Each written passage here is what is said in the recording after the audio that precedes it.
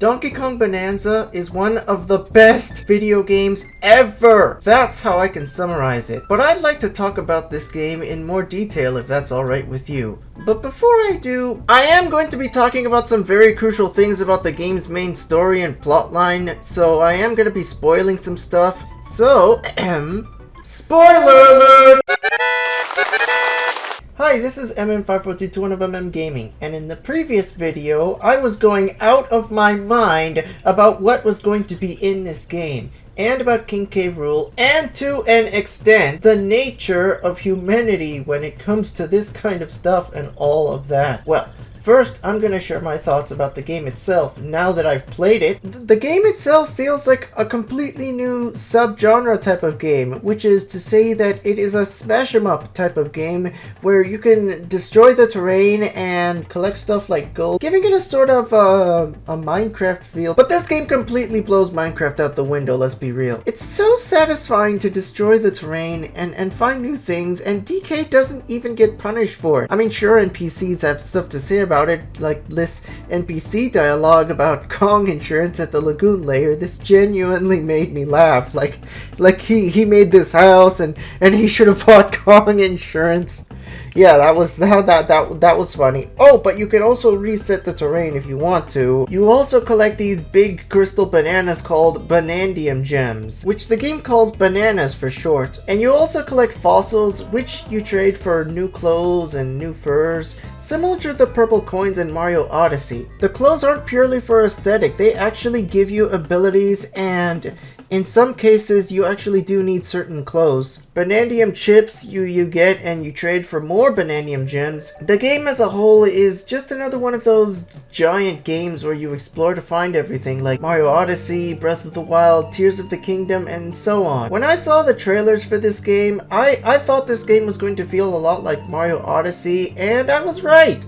The game does feel like Mario Odyssey, but it also feels much longer because it just keeps going. Just when you think you're almost done, you're hit with a brand new layer to explore. That's how it felt for me after sub-layer 800, and then again after layer 1000, 1300. The game just keeps going. It just keeps going! I didn't know when I was going to reach the bottom, but I was happy when I finally did. The game also seems to have worlds sorted out by layers and sub-layers, each one having a terrain strength that gets higher as you go deeper. Instead of going around the world like in Mario Odyssey, you're going deeper and deeper into it, layer by layer, which, let's face it, I'm sure reminded us about Journey to the Center of the Earth at some point. And it's easy for me to see on the map how the layers around the core tell you what the terrain strength is. It tells you what the terrain strength is going to be for each kind of layer. Lots of the layers are interesting too. It's kind of like the Last Resort Hotel in Luigi's Mansion 3 where some of the floors are very interesting. We have an ice layer, a forest layer, a tropical layer, a racing layer, a fast food carnival layer. It's easy to forget that you're deep underground because of all this. Speaking of which, I do want to mention the divide layer with its calm aesthetic, because you're about to go down one or both of these paths, but you gotta pick one to do first. Like, it represents the calm before the storm. And then you have the junction layer with similar music that sounds rough and ominous, representing the turmoil and everything that you went through in whichever layer you came from. It's worth mentioning that the feast layer, the fast food carnival layer, the first one with a perfect terrain strength rating of 5 stars, is the last layer you explore that's fun and gimmicky and also big before you start to approach the end game. Unironically, the last world you explore like this in Odyssey before you're pulled into the end game approach is the Luncheon Kingdom. Yeah, the Luncheon Kingdom is the last one before the end game, so you can see that these games have this kind of theme, possibly established tradition of putting food-themed worlds right before the end game. Back to my point about Mario Odyssey, yeah, this game is a prequel to Mario Odyssey. That's not a spoiler. It's easy to figure this out because in the game, Donkey Kong is joined by a 13-year-old Pauline who helps him out by singing and helping him transform to give him these abilities called Bananzas and help him out in various ways. Speaking of Pauline, I really love what they did with Pauline in this game. Ever since Mario Odyssey, she became more than just the damsel in distress for Mario to rescue from Donkey Kong. But now she's more than just the mayor of New Donk City or a character who sings. Donkey Kong Bananza does an amazing job of fleshing out her personality, especially when you get a brand new getaway and you sleep there for the first time and you trigger some dialogue from her. It helps that Nintendo also made her dialogue completely voiced out compared to the dialogue of every other character in the game. Nintendo made Pauline a fully voice-acted character in this game because they wanted us to be familiar with her voice, especially her singing voice, with how beautiful it is. And that's honestly something that I can really get behind. It's nice being able to hear Pauline's voice throughout the game. She's like the talking flower in Mario Wonder, fully voice acted and always speaking to you while you're playing the game. And honestly, I like that. She's not just there for encouragement, she can actually warn you about what's coming next in the game. The supposed villains of the game are a trio of Kongs called Voidco. The leader is Void Kong, a crazy monkey with a rambunctious attitude similar to K. Rool, which is how the game tries to get us to confuse the two, who wants to get to the planet core and acquire the game's ultimate MacGuffin, called the Banandium Root, as seen throughout the propaganda posters in the game. Then you have Grumpy Kong, the muscle of Voidco, who is responsible for creating some of the bosses that DK and Pauline battle throughout the game. And then Poppy Kong, a female character who's portrayed as a classy lady who is responsible for collecting information for Voidco and is even fought a couple of times in the game. As you progress through the game, you'll even see their faces sculpted into the terrain. Cranky Kong even appears in this game, and every time you see him, most of the dialogue is the same, and he gives you a banana each time, at each layer. His dialogue keeps hinting at some bandit, thief, whatever, and you'd think he's talking about Voidco, but he's not. After Sublayer 1000, I was not expecting a racing layer. I knew I was going to have to race, but I didn't expect it to be so easy, considering how hard the snow race from Mario Odyssey can be. But what really shocked me in the short time I spent on that layer is Diddy and Dixie. I saw their faces on the trophy and I was like, nah, it's just a cameo. Turns out, they're there! And this was my genuine reaction to that. Okay, so that's the racetrack. What? What? What? What are they doing here? I really liked the part of the game where I got to talk to them. Like I said, I was nervous about this race. I thought it would be hard, but I got it on the first try. The racing layer came and went very quickly for me. I spent less than 30 minutes on this layer while I was doing the main story. Alright, everything I talk about from here on out spoils the game even further. After you defeat Poppy Kong for the second time when you get to the Radiance layer, and after you get all 5 Bonanzas, she quits Voidco because she realizes it's not worth her time and she has nothing to gain from it. Then you get another boss battle from Grumpy Kong, after which Poppy will tell you that Grumpy quit too. But that's not until after DK and Pauline get separated. So after you bring the music back to the Groove layer and you go inside the Harmonial to rescue Pauline, you get to the Feast layer, which is the food layer I mentioned earlier, which was fun, and then the endgame starts with the Forbidden layer, a place that all the NPCs keep telling you to turn back from. But the security guards there actually let you bribe them and give you what you need to proceed. Then you get the second battle against Void Kong, some story stuff where Void gets Pauline to sing to awaken what everyone thought was the Banandium Root, and then... Alright guys, this is it. This is the game's ultimate spoiler. If you haven't been spoiled by now, or if you haven't played the game, this is your final warning. I'm gonna show you my reaction to whatever comes next, and I must warn you that it does have some swearing in it. Like, I did drop an F-bomb in the middle of it, and I didn't bother to censor it here, and it was very in the moment. So, you've been warned. Are you ready? Here it is!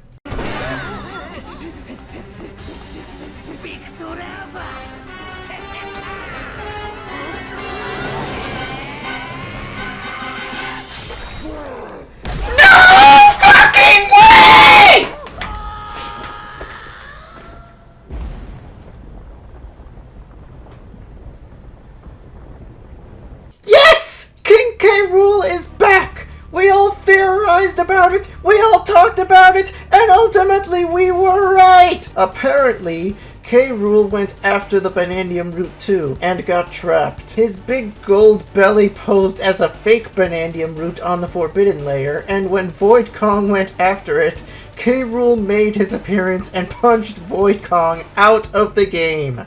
I thought I was ready for it, but nothing could have prepared me for it. I think I already told you about how I made a whole video about human emotions and all that crap, the way we feel, so on, in addition to this. Alright, so now I'm going to tell you how I got here.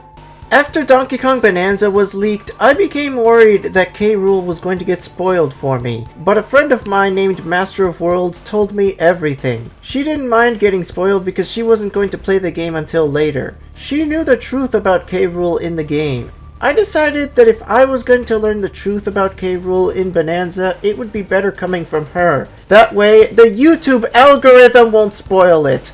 None of your guys' videos will spoil it! I just really needed some immunity going forward. After she told me what she said, I just didn't think about it. I just thrust it into the back of my mind. I completely denied it. I just jumped right into playing Donkey Kong Country. Just dived right into binging the entire Donkey Kong Country trilogy and Donkey Kong 64. Cause if the YouTube algorithm were to spoil it for me, at least I can be content if I heard it from a friend first. You know, it's better coming from her. The entire game built up to K. Rool's return, which explains why he's been absent since his last appearance in a Donkey Kong game. Think about it. The entire time Donkey Kong was dealing with the Tiki Tech tribe and the Snowmads, K. Rool was trapped in the Forbidden Layer. Oh yeah, oh sure, he made non-canon appearances in games like Barrel Blast and Super Sluggers and heck, he was in Smash Ultimate. But this is his first main game appearance since Donkey Kong 64. After you free K. Rool, he goes down to the planet core where we see a giant statue of him, followed by all the enemies of Donkey Kong Bananza now being enemies from the DKC games. The Crocoids are now Kremlings, so, you know, basically that is to say that the Crocoids were Kremlings the entire time, and, you know, every other enemy we saw in the underground world, they were DKC enemies the entire time. Well, only the ones near the planet core are. The rest of them in the other layers don't really stop being false versions of themselves, and seeing all these Donkey Kong Country enemies really feels like a throwback, and the sections even have the name spelled with a K like in typical DKC fashion. Oh, Kremlings even make that famous "ugh" sound they always make when they were defeated or when they took damage in a DKC game. Then we follow K. Rool to the very core of the planet where he finds the real Banandium Root and uses it to become the game's final boss. After the first phase, in typical DKC1 fashion, with the Gangplank Galleon music and everything, as I totally expected after playing the original game, we get faked out, and as DK and Pauline are leaving, K. Rool follows them to the surface. Uncle AI Plus says that everything from here on out is pure DK fanfiction, and he's right.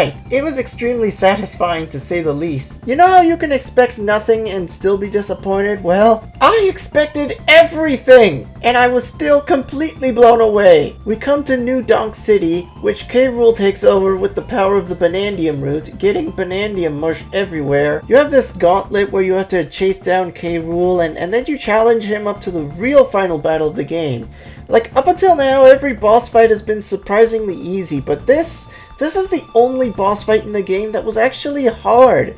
It was such a massive difficulty spike. It actually took me a couple of tries to beat him, but finally I beat him. Uncle AI, if you're watching this, what did you think of my reaction to K. Rool in this game? Because I was happy to watch your theory videos, and they inspired me to make this video and my previous video, so thank you. Okay, I've said everything I had to say about this game, and as I'm recording this, I did 100% the game, all the post-game stuff. So I would personally like to thank Uncle AI for the idea for that other video I made, because why not? And don't worry, I'm not going to spoil any of the post-game stuff. But it's all really challenging and really interesting, so feel free to play the game and see for yourself. Be sure to leave a like, leave a comment, and subscribe if you want more videos. I also provided links to my Patreon page in the description below, and if you want to support my content here or on Patreon, then go ahead. But if not, and you just want to watch, then that's fine too. Thank you for watching this video. I'll hopefully see you on the next one, and as always, happy gaming!